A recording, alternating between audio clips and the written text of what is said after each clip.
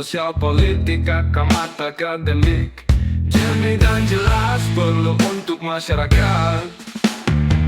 Visip Undip Channel, stay tuned, keep on watching. Yeah. Oh. 1 minute insight, kontribusi Visip untuk kemajuan dunia pengetahuan. Hello, this is Valeria. I am a professor of food and agricultural law at the University of Parma, Italy. Yeah, I deal with food, food law actually, but food is one of those things here in Indonesia that you must try.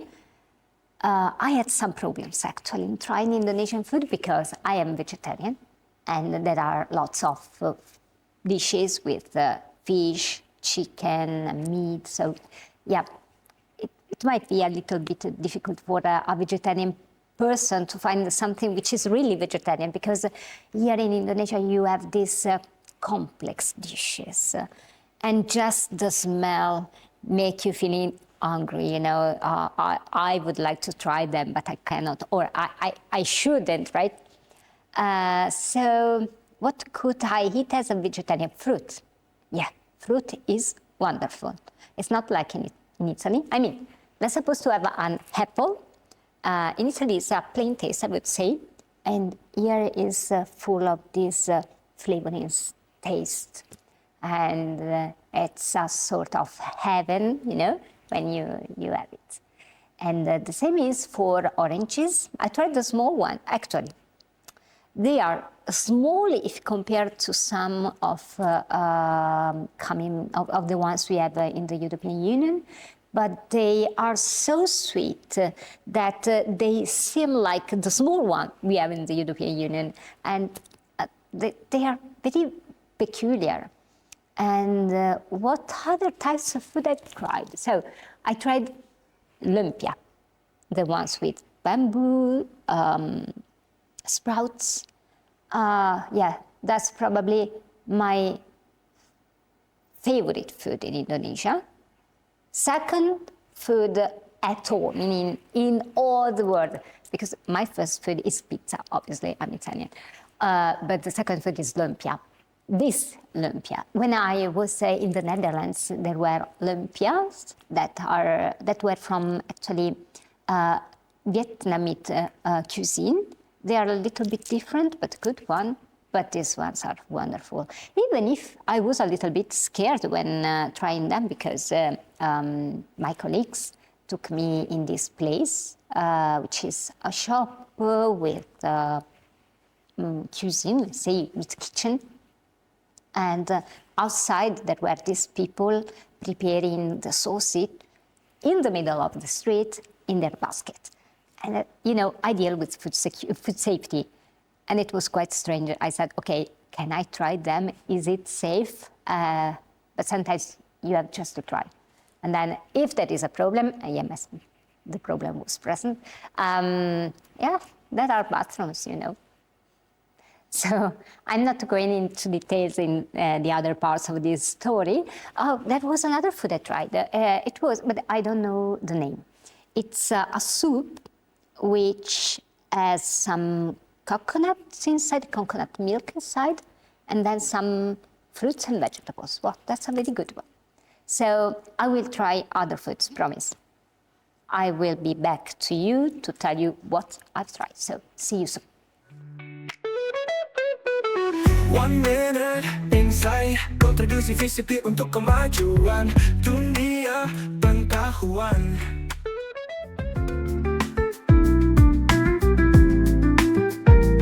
Tamu istimewa, Visip Undip, hadir mewarnai ruang-ruang akademik, menginspirasi, memotivasi.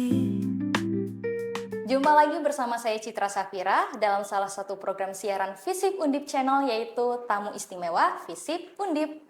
Sebuah program yang menghadirkan diskusi mendalam bersama tamu istimewa yang hadir di Visip, dan kita akan membahas kepakaran yang pastinya kepakaran para tamu yang relevan dalam perspektif ilmu sosial. Untuk edisi kali ini, kita menghadirkan tamu istimewa seorang pakar di bidang perencanaan wilayah dan kota, yaitu Profesor Wiwandari Handayani. Selamat datang, Profesor Wiwandari Handayani. Ya, terima kasih. Apa kabarnya, Prof?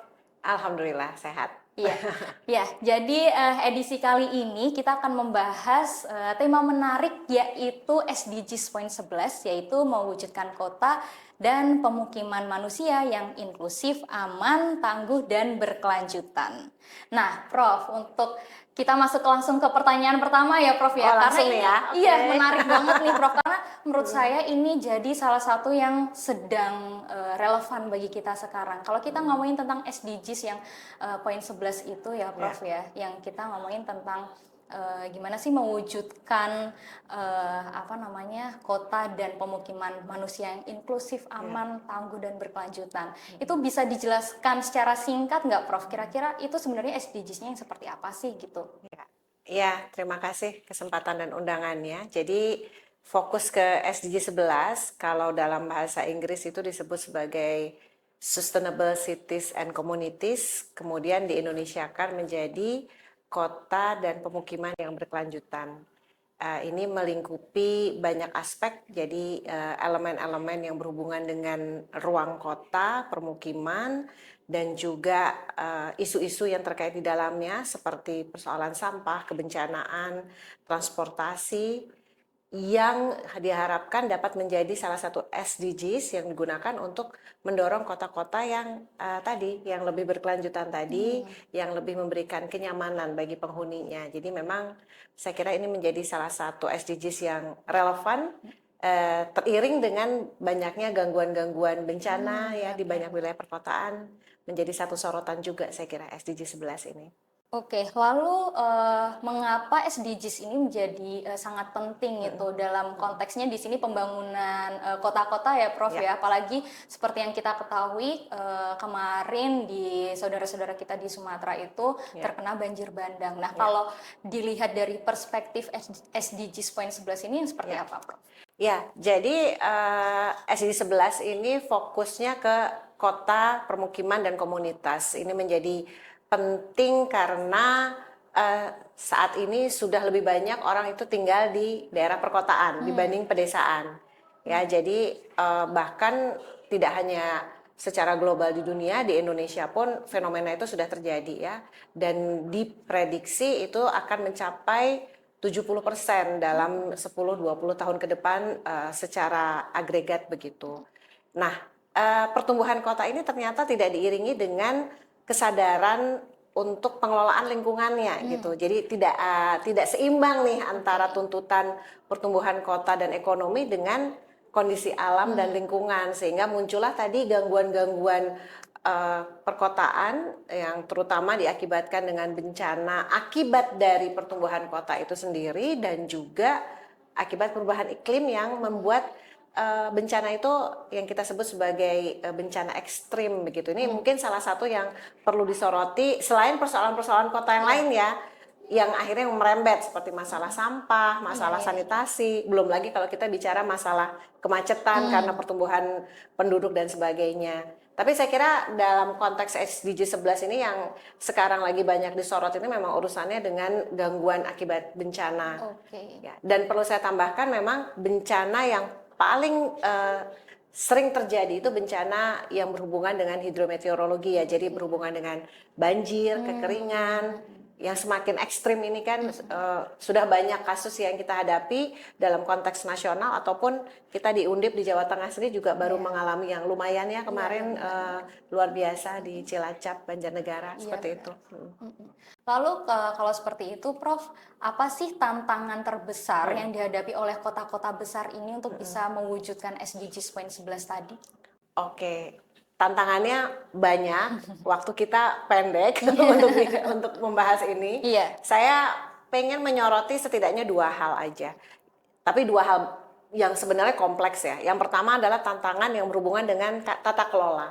Jadi menurut saya persoalan yang kita hadapi itu bukan persoalan teknis, oh gimana ngitung supaya misalnya infrastruktur banjirnya itu bisa tertangani dengan normalisasi sungai misal dihitung. Enggak itu. Menurut saya justru tantangan terbesar itu bagaimana pemerintah dan seluruh stakeholder itu bersama-sama mengelola wilayah nih.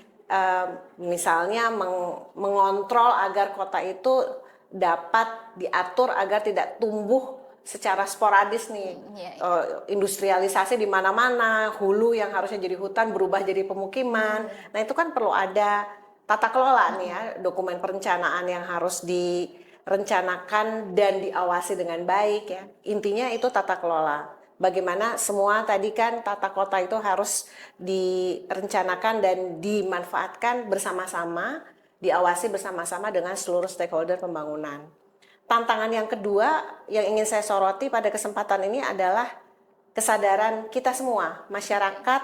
Kota itu kan isinya manusia dan non-human ya, dan lingkungannya. Nah, kita nih yang harusnya lebih bisa mengontrol dan mengelola diri kita sendiri dalam berkehidupan sehari-hari nih. Dari hal yang paling sepele lah ya, nggak buang sampah sembarangan misalnya seperti itu ya. Nah, saya kira kalau bicara tantangan dari semua banyak tantangan yang kita hadapi, utamanya ya tata kelola pembangunan dan juga yang berhubungan dengan kesadaran kita sebagai bagian dari masyarakat yang hidup di bumi inilah, kira-kira seperti itu. Dari tantangan tersebut, apakah urbanisasi itu juga salah satu faktor yang mempengaruhi tingkat kualitas hidup masyarakat, Prof? Ya, itu bagian dari isu tata kelola ya. Jadi bagaimana kota itu seharusnya dapat lebih dikendalikan pertumbuhannya agar lebih seimbang nih. Akhirnya kalau lebih seimbang kan lebih sesuai dengan daya dukung, daya tampungnya gitu. Bisa nebak nggak Mbak Citra nih, sebenarnya di Indonesia itu yang tinggal di Pulau Jawa itu berapa persen dari total penduduk Indonesia? Wah, kayaknya sih kalau berapa persennya, saya kalau mengira-ngira mungkin 60%, 70% orang Indonesia ya. Iya, sekitar itu. Padahal Jawa itu daratannya itu hanya sekitar 7%-an dari total daratan di Indonesia. Tapi sekian puluh persen itu tadi tinggalnya di Jawa. Betapa semua. Jawa itu kan daya dukung, daya tampungnya sudah sangat berat karena juga kebetulan di banyak lahan suburnya dijadikan daerah untuk ketahanan pangan, untuk pertanian. Beban Jawa itu sudah terlalu berat, makanya urbanisasi itu harus dibuat lebih merata begitu agar daya dukung, daya tampung lingkungannya dapat lebih terkontrol gitu ya, kira-kira seperti itu. Kalau kita ngomongin era sekarang digitalisasi, Prof, pastinya kan kita nggak bisa lepas sama yang namanya teknologi ya, Prof ya. Nah, kalau dari sisi teknologi dan inovasi, ada nggak ya peran penting dari teknologi dan inovasi untuk bisa mewujudkan kota-kota ini agar bisa ke SDGs poin 11 ini, Prof? Oh ya, bisa sekali, justru itu menjadi elemen yang saya kira sangat penting ya. Jadi kalau dalam konteks sustainable cities itu kita juga mengenal istilah smart cities ya, kota cerdas begitu. Nah, kota cerdas ini adalah kota yang bisa memanfaatkan teknologi dan inovasi untuk mengatasi gangguan-gangguan yang dihadapi dan mengelola pembangunan. Sebagai contoh, dengan smart city konsep misalnya kita sudah punya sistem peringatan dini ketika bencana terjadi, misalnya seperti itu. Dengan smart city konsep misalnya harusnya kita bisa memanfaatkan teknologi informasi dan komunikasi untuk mengurangi kegiatan-kegiatan offline begitu ya, sehingga mobilitas penduduk itu dapat lebih dikurangi gitu ya. Sekarang kan sudah mulai bergeser nih, sudah bertransformasi, kegiatan-kegiatan sudah mulai kombinasi daring dan luring. Itu kan sebenarnya ada sisi positifnya gitu ya, untuk mengurangi emisi dan juga teknologi dan inovasi dalam penggunaan transportasi publik misalnya, contoh yang lain. Karena kan dengan teknologi yang baik, misalnya kereta cepat ataupun nggak usah heboh-heboh sampai kereta cepat ya, nanti kita pusing bagaimana biayanya gitu ya. Kita menggunakan angkutan umum misalnya bus yang smart gitu, yang memudahkan kita kemana-mana pakai kendaraan umum, itu juga dapat mengurangi banyak beban urbanisasi sebenarnya, karena kan mobilisasinya jadi lebih tertata begitu. Artinya teknologi dan inovasi ini diperlukan dalam berbagai sektor pembangunan untuk mengelola si urbanisasi yang tadi sudah kita bahas ya secara Iya. singkat begitu Mbak Citra. Oke, nah tadi kan Prof. Iwandari tadi juga sempat mengatakan bahwa tata kelola ini SDGs ini tidak hanya sekedar tata kelola kota juga, tapi juga ada ruang publik yang aman juga gitu. Kalau menurut Prof nih, apa sih prinsip penting saat kita tuh merancang ruang publik yang aman gitu agar bisa dinikmati oleh semua kelompok masyarakat kalau kita mengacu pada SDGs poin 11 ini? Iya, sebenarnya ruang publik ini menjadi sangat penting, khususnya dalam konteks SDG 11 ya, saya bicara ini adalah untuk menciptakan kota yang inklusif. Ya, kota yang inklusif itu adalah kota yang memang benar-benar dimiliki oleh masyarakatnya. Jadi masyarakat tuh ada rasa cinta kepada kotanya gitu. Kenapa itu penting? Karena kalau ada rasa kepemilikan, dia pasti mau merawat gitu ya. Ada kepedulian begitu. Oke. Nah, ruang-ruang publik ini menurut saya menjadi sangat penting, tidak hanya untuk kebutuhan penyerapan air, menyediakan kualitas udara yang lebih baik, itu kita semua sama-sama memahami lah ya pastinya. Tapi yang lebih penting ini bisa menjadi wadah untuk masyarakat itu memiliki ruang untuk berinteraksi dengan lingkungannya, berinteraksi dengan kelompok-kelompok lain yang ada di dalam lingkungan masyarakat itu sendiri, dan saya kira itu dapat menjadi satu langkah kecil menuju inklusivitas. Jadi masyarakat itu ada rasa cinta sama lingkungan, ada rasa kepemilikan, dan akhirnya mau merawat. Saya kira itu salah satu poin yang penting kaitannya dengan SDG 11 ya kalau kita bicara ruang publik ini begitu. Berarti ruang publik itu juga ada pengaruhnya sama kualitas kehidupan masyarakat juga ya, Prof? Oh ya jelas, karena kan kalau kita sering dengar sekarang kan dengan adanya teknologi tadi ya, tidak hanya dari sisi positif itu dibutuhkan, tapi negatifnya kan mungkin orang jadi jarang berkomunikasi, berkumpul, kohesi sosialnya jadi berkurang. Nah, kehadiran ruang publik ini juga menjadi salah satu ruang yang saya kira menjadi strategis nih. Jadi ruang publik tidak hanya punya fungsi untuk pengelolaan lingkungan, menjaga kualitas lingkungan, tapi juga menjaga kualitas si manusianya itu gitu ya. Kira-kira seperti itu. Oke. Nah, tadi Prof kita juga udah sama-sama ngomongin tentang kota-kota besar gitu. Kalau seperti yang kita ketahui juga kemarin itu kan kalau dibilang bencana banjir bandangnya itu kan justru bukan di pusat kota ibu kotanya ya Prof ya, tapi kota-kota menengahnya gitu ya Prof ya. Apakah mereka itu yang kota-kota menengah ini tuh punya tantangan yang sama juga seperti dengan kota-kota besar yang ada di Indonesia seperti itu Prof? Ya.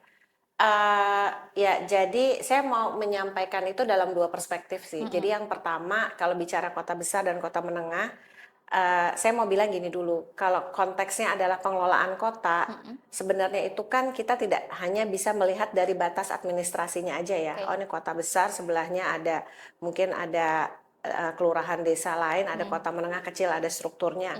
Tapi kan juga ada ekosistem hulu hilirnya.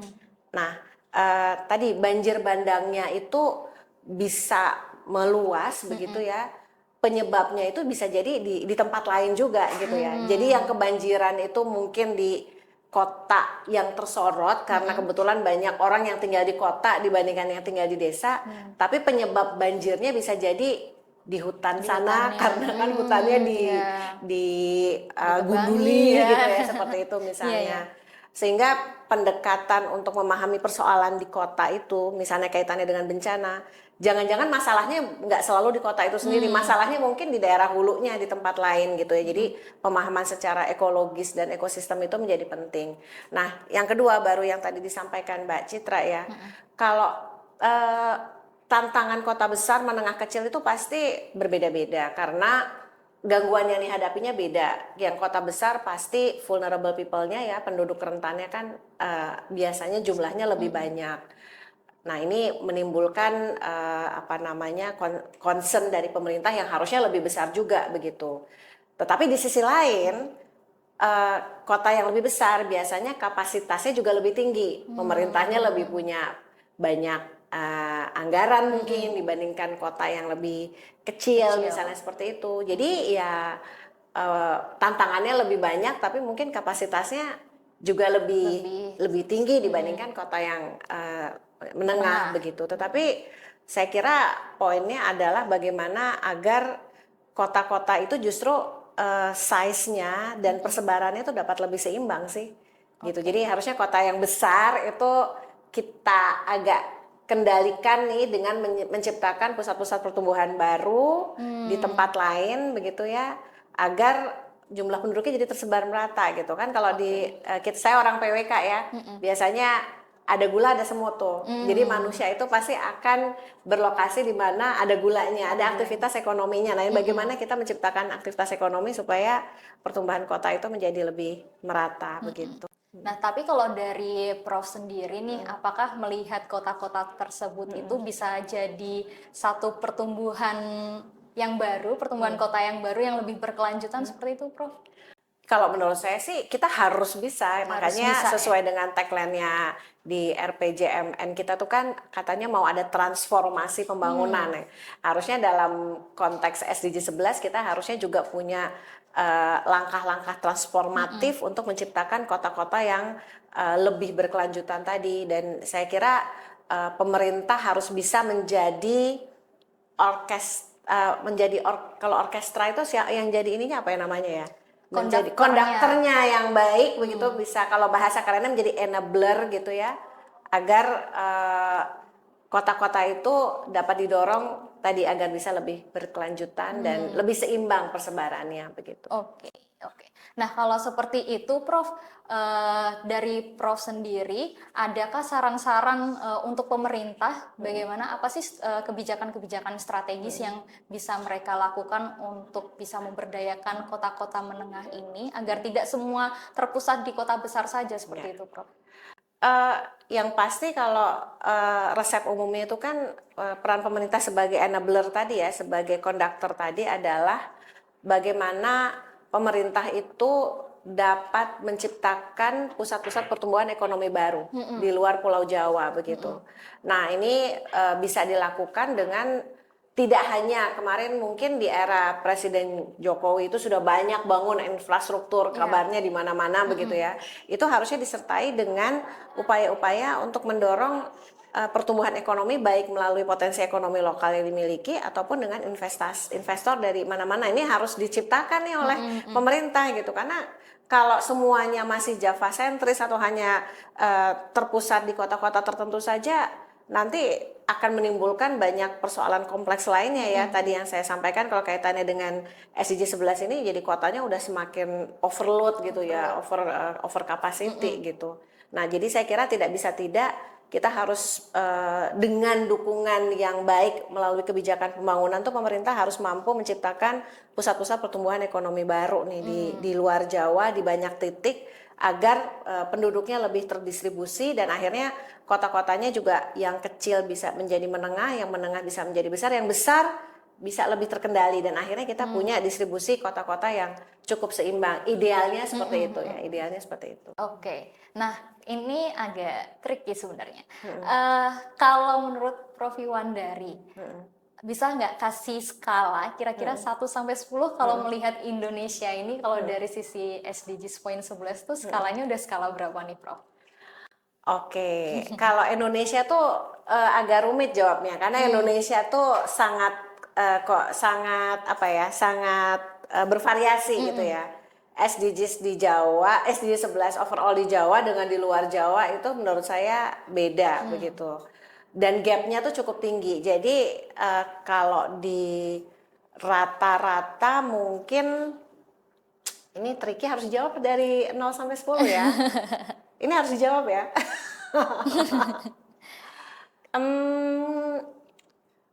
Saya mau kasih nilai di tengah-tengah aja deh. Mungkin dari antara 5 ke 6 kali ya. Terlalu rendah nggak ya? Tapi menurut saya kita masih punya banyak PR sih. Buktinya bencana kita masih tidak tanggap dengan baik begitu ya. Saya beri 5 karena mungkin ada beberapa daerah yang sudah relatif lebih aware, wilayah lebih baik gitu ya, sudah lebih punya inovasi, tapi banyak wilayah lain yang belum seperti itu. Jadi ya tengah-tengah aja deh nilainya Tengah-tengah dari saya. aja.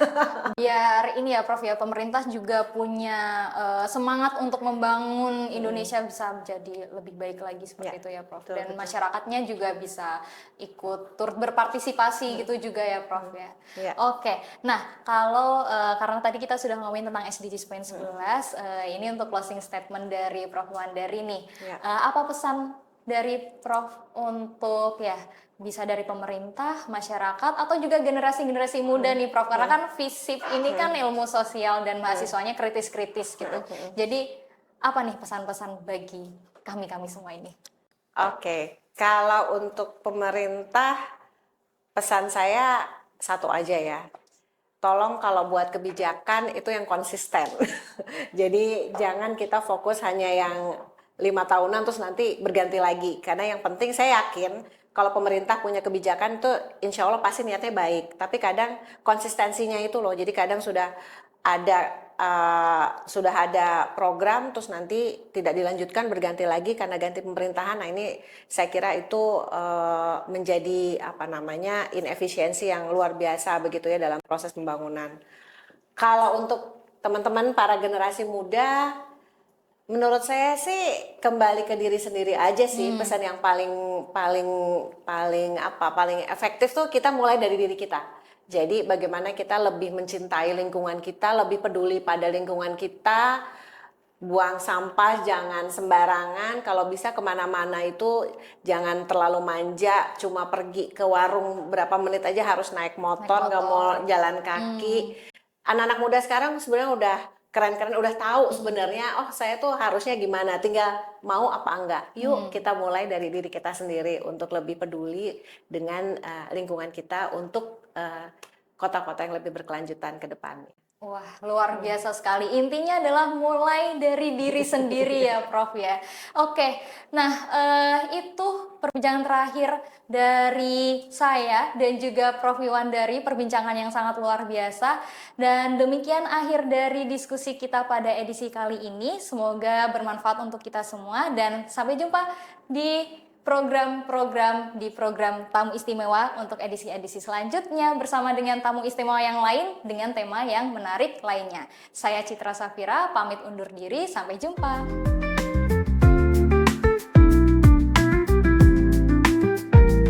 Tamu istimewa, FISIP Undip, hadir mewarnai ruang-ruang akademik, menginspirasi, memotivasi.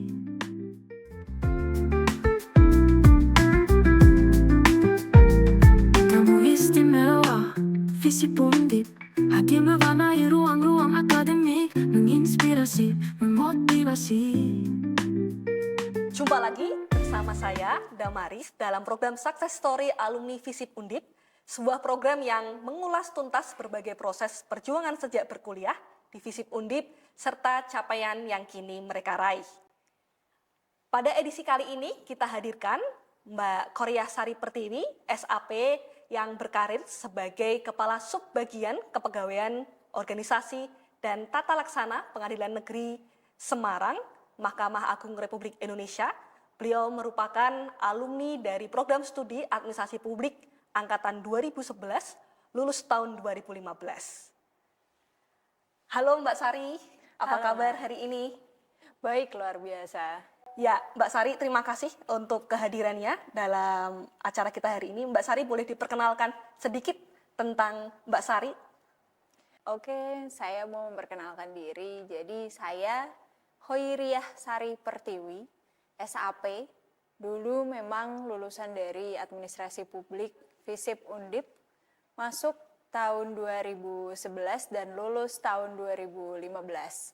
Saya saat ini berkarir sebagai Kepala Subbagian Kepegawaian Organisasi dan Tata Laksana di Pengadilan Negeri Semarang yang berada di bawah koordinasi dari Mahkamah Agung Republik Indonesia. Nah, itu karir saya sekarang ya, Mbak.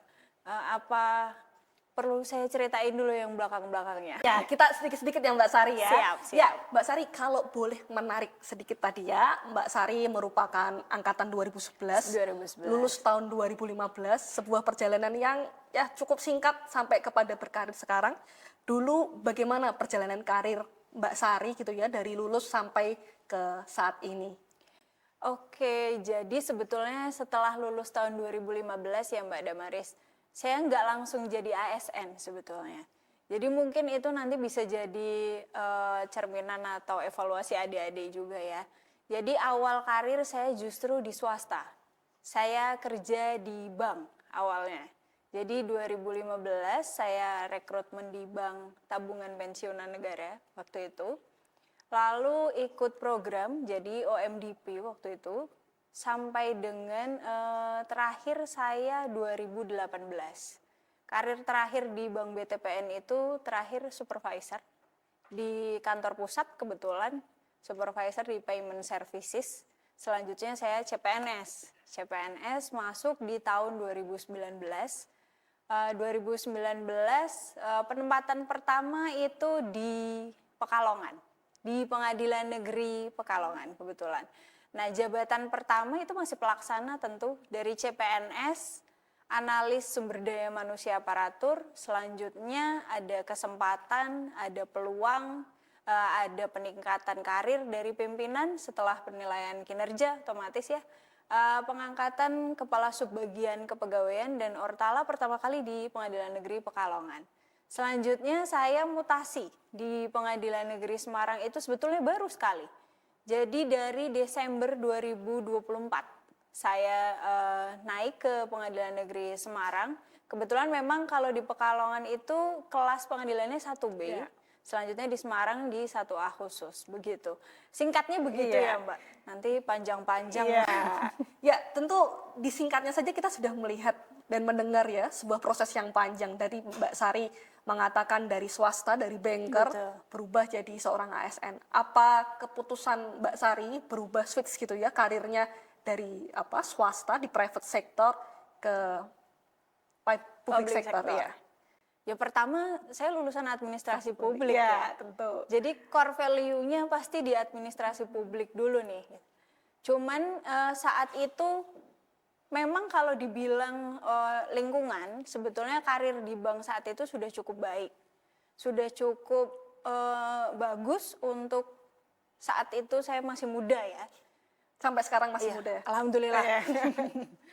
Tapi peluang untuk masuk CPNS itu menurut saya nggak cuman saya. Jadi seluruh Indonesia mungkin orang-orang menganggap bahwa CPNS itu layak untuk dicoba. Dan karir sebagai CPNS, karir sebagai PNS itu karir yang kata orang diidam-idamkan ya. Jadi saya merasa peluang yang ada harus saya manfaatkan saat itu. Dan karena masih muda saya merasa ya masih bisa untuk mengambil segala bentuk peluang yang ada gitu. Akhirnya dengan situasi itu ya saya coba baru pertama kali nyoba CPNS dan ternyata lolos. Alhamdulillah, jadi memang Allah mentakdirkan gitu. Kalau enggak nanti nggak bisa ngasih story di sini ya Mbak. Iya, tadi Mbak Sari bilang ya lulusan AP harus jadi ASN. Tapi tadi di awal cerita Mbak Sari juga menceritakan sebagai di swasta ya, di banker. Jadi adik-adik tidak kehilangan gitu ya role model sebenarnya bisa di mana saja gitu ya lulusan kita.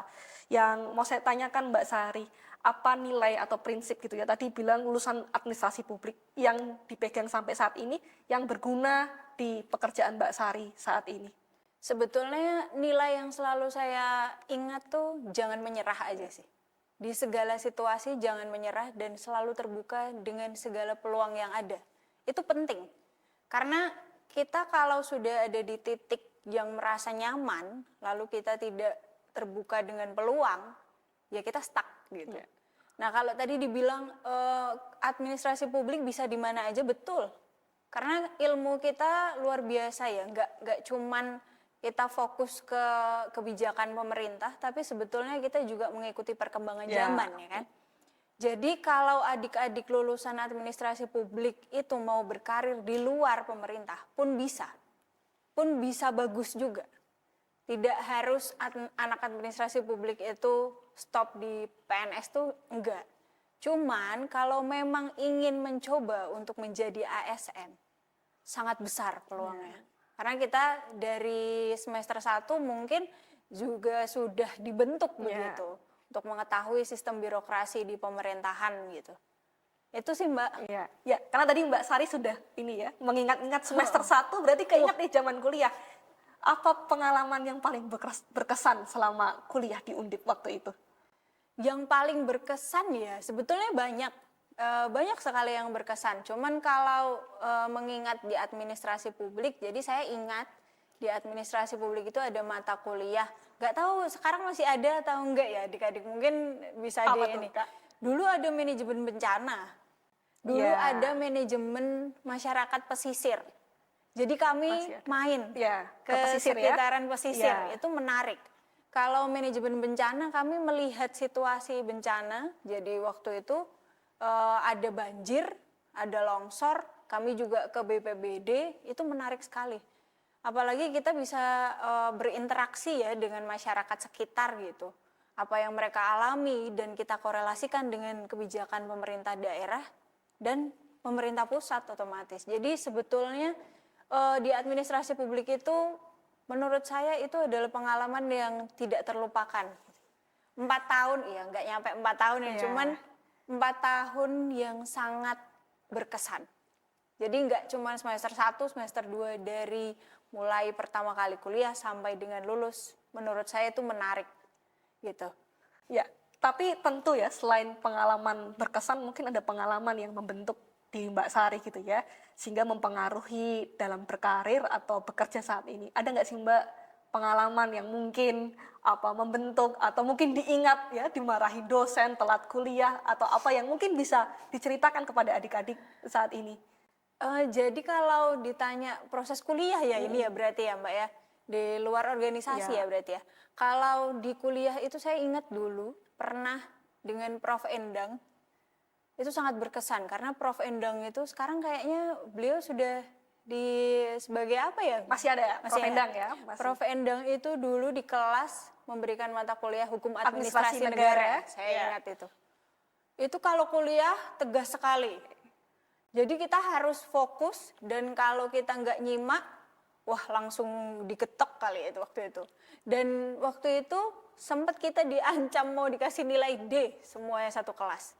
Tapi alhamdulillah walaupun beliau begitu tegas ya, begitu tegas, begitu mungkin bisa dibilang galak ya kalau buat kita, tapi niatnya baik. Jadi sebetulnya hanya masalah komunikasi aja. Jadi saya ingat itu mau dikasih nilai D, akhirnya kita semua membujuk beliau. Gak jadi. Alhamdulillah gak jadi dapat nilai D waktu itu. Itu menurut saya salah satu yang berkesan sih. Di luar tugas-tugas ya Mbak. Karena kalau tugas tuh banyak sekali yang berkesan sebetulnya. Tugas wawancara kah, tugas kita berkunjung ke masyarakat. ke masyarakat, ke instansi itu banyak sekali sebetulnya. Jadi nggak monoton kita di kelas aja tuh enggak gitu. Ya, tentu dari cerita Mbak Sari tadi gitu ya, dimarahi dosen, telat kuliah dan sebagainya, pasti membentuk kita ya Mbak sebagai mahasiswa gitu ya, apalagi sebagai seorang lulusan gitu yang mungkin bekerja di dunia kerja yang mungkin lebih keras lagi dan sebagainya, akan bertemu banyak orang. Nah kadang adik-adik itu tidak memahami itu ya, takutnya dimarahin dosen, tapi mungkin Mbak Sari yang sudah sebagai kepala subbagian kepegawaian yang sering bertemu dengan orang pasti sering mendapati orang-orang seperti itu. Dan kita bersyukur pernah dibentuk waktu kuliah betul gitu sekali. ya. Itu betul sekali. Nah Mbak Sari masih ingat nggak tadi sudah sebut sih beberapa mata kuliah, tapi ada nggak mata kuliah yang mungkin berkaitan dengan pekerjaan sekarang yang sangat relate dan ternyata bermanfaat sekali untuk menunjang pekerjaan Mbak Sari saat ini? Sebetulnya satu ya yang paling sangat relate karena dari jabatan saya mungkin nanti adik-adik kepegawaian organisasi dan tata laksana otomatis manajemen sumber daya manusia itu relate sekali karena waktu itu saya ingat di mata kuliahnya itu ada pelajaran yang kita konteksnya ya manajemen sumber daya manusia dari perencanaan sampai dengan evaluasi, artinya dari rekrutmen CPNS sampai dengan evaluasi kinerja itu semuanya masuk. Mungkin hanya masalah perkembangan peraturan aja, tapi sebetulnya memang mata kuliah yang paling relate tuh menurut saya itu. Kalau yang lain ya tentu banyak ya. Banyak yang relate kok gitu. Ya, tadi ya, begitu banyak karena tadi Mbak Sari bilang ilmu kita adalah multidisipliner sebenarnya ya, bisa berguna saat kita bekerja nanti, betul. baik di ASN ataupun nanti di private sector atau sektor pun lainnya ya. Nah, Mbak Sari, yang saya mau tanyakan lagi ke Mbak Sari ya, tadi ya selain kehidupan akademik, tentu kehidupan soft skill itu juga perlu dibangun. Mungkin Mbak Sari bisa menceritakan ketika kuliah gitu ya, aktivitas di Ormawa dan apa sih pentingnya leadership dibangun sejak kita menjadi mahasiswa. Betul, betul. Jadi kalau sudah ke arah organisasi itu saya akan selalu bilang ke adik-adik. Itu kalau di kantor kami juga ada mahasiswa magang ya. Kadang kami sampaikan bahwa organisasi atau soft skill itu penting sekali. Dulu saya mungkin tidak terlalu aktif di jurusan. Tapi saya dulu ikut unit kegiatan mahasiswa UKM, peduli sosial. Ya. Sampai sekarang masih ada ya. Masih. Jadi dulu saya generasi pertama UKM peduli Wah, sosial. ini suhu teman-teman ya, suhu adik-adik ya. Senior. Jadi rekrutmen pertama waktu itu mungkin ya sudah lama sekali ya, generasinya sudah lama. Tapi kalau ditanya balik lagi penting atau tidak, itu penting sekali. Kenapa? Karena kita mengikuti organisasi itu akhirnya kita tahu bagaimana sih kita buat acara. Bagaimana sih kita memimpin sebuah acara. Bagaimana sih kita koordinasi dengan orang-orang yang kita belum tahu loh dia ini seperti apa. Itu di organisasi. Realnya itu di organisasi. Karena ketika kuliah kita belajar mata kuliah, mempraktekkan mata kuliah, tapi belum optimal menurut saya kalau kita mau belajar untuk memahami dan memanage organisasi. Itu tentu di organisasi, di soft skill-nya. Jadi di organisasi saat itu saya merasakan memimpin sebuah acara. Saya merasakan ternyata beda persepsi itu ada. Dan bagaimana kita memanage dan merendahkan ego. Karena kalau di kuliah ya memang kita belum semaksimal itu menerima soft skill ya. Makanya kalau ditanya penting sekali. Pelajaran kepemimpinan, leadership, manage, planning sampai dengan evaluating itu di organisasi sangat didapatkan gitu. Gitu sih Mbak. Ya pengalaman Mbak Sari di UPK ya saat itu gitu ya, tentu membentuk Mbak Sari saat ini ya, apalagi menunjang karirnya sebagai kepala subbagian kepegawaian. Mbak Sari, selain leadership tentu ada kemampuan teknis yang harus dimiliki oleh seorang mahasiswa ya, untuk bisa nanti bertarung bebas ketika sudah lulus nanti ya. Dengan pengalaman Mbak Sari pernah bekerja di private sector, sekarang menjadi seorang ASN, apa sih hard skill dan soft skill yang kira-kira adik-adik mahasiswa gitu ya yang harus penuhi atau miliki saat mereka nanti lulus? Sebetulnya kalau soft skill ya tadi ya, leadership. Sama satu lagi, adaptasi. Menurut saya menjadi orang yang bisa beradaptasi di segala situasi itu penting. Adaptasi itu membuat kita bisa menyesuaikan kita mau ada di mana aja gitu. Kita mau ada di swasta dengan situasi yang kita kompetisinya luar biasa, kita mau di PNS, kita mau di pemerintahan, dengan kemampuan beradaptasi ya kita akan bisa menyesuaikan. Karena itu sangat berbeda. Private dan public itu situasinya bertolak belakang. Jadi kalau kita tidak bisa beradaptasi, tidak bisa mengikuti situasi, itu akan susah. Jadi mungkin adik-adik yang sekarang harus bisa lebih memahami bahwa nanti adik-adik ini akan bekerja dengan generasi yang bermacam-macam.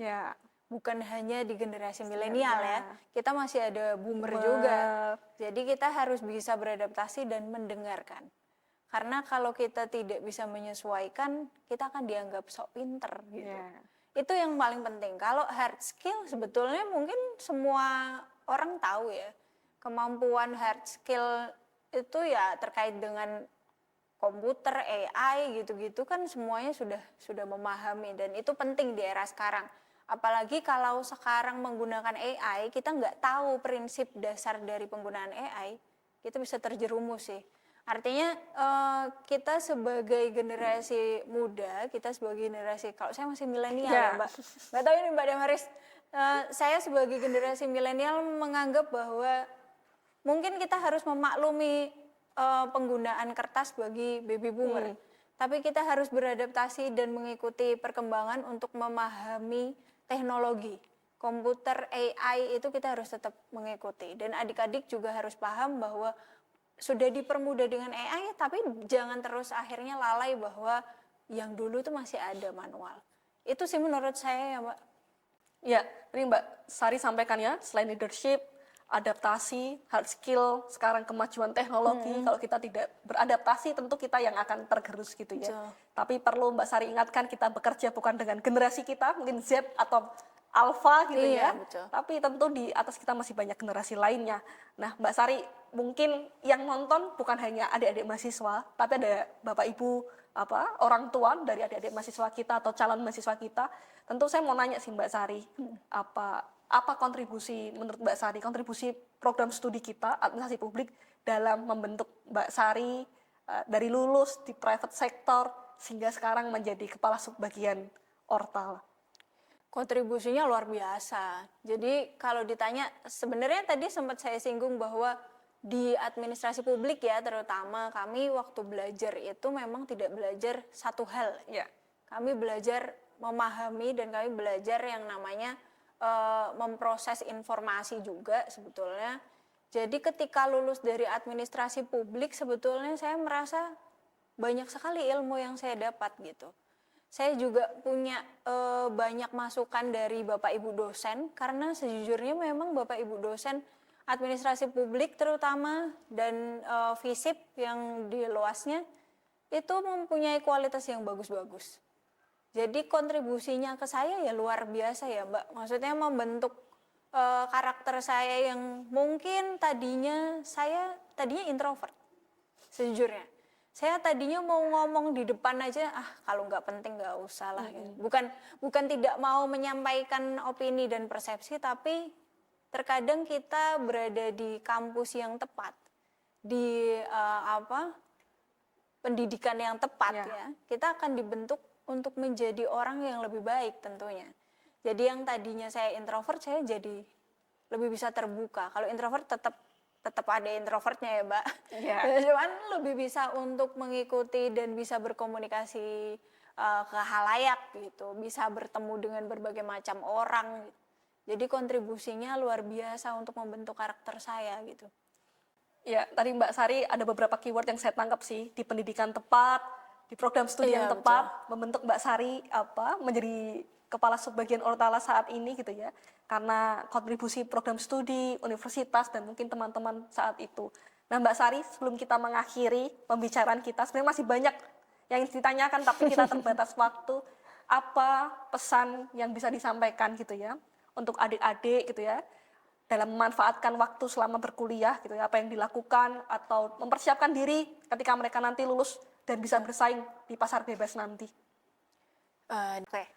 Pesan buat adik-adik yang saat ini masih berkuliah ya berarti ya, atau mau lulus dari administrasi publik, jangan menyerah, itu yang paling utama.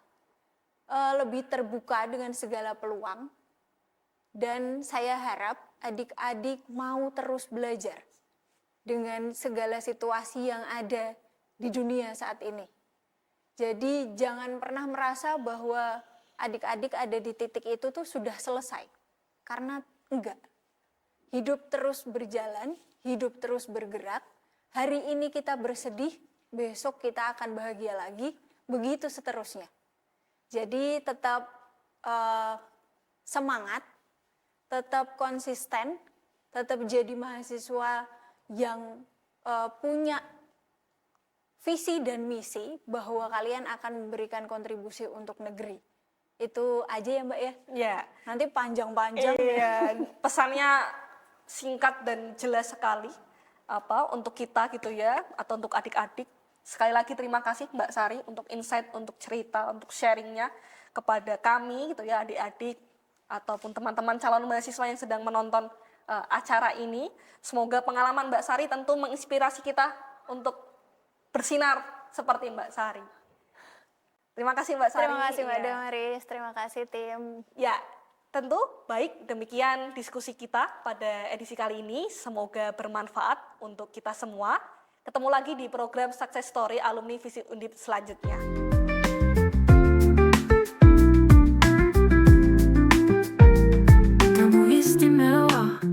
Visip Undip Hati mewarnai ruang-ruang akademik, menginspirasi, memotivasi. Kewawasan isu sosial politik akamat akademik jernih dan jelas perlu untuk masyarakat. Visip Undip Channel, stay tuned, keep on watching. Yeah.